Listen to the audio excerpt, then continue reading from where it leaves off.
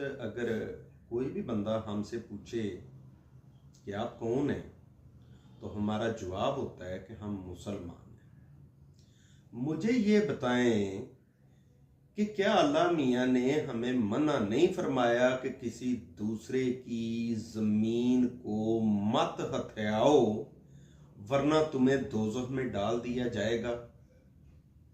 लेकिन इसके बावजूद हम दूसरे की ज़मीन हथिया लेते हैं। क्या हमें ये नहीं बोला गया कि सच बोलो? हम झूठ पे झूठ बोलते हैं।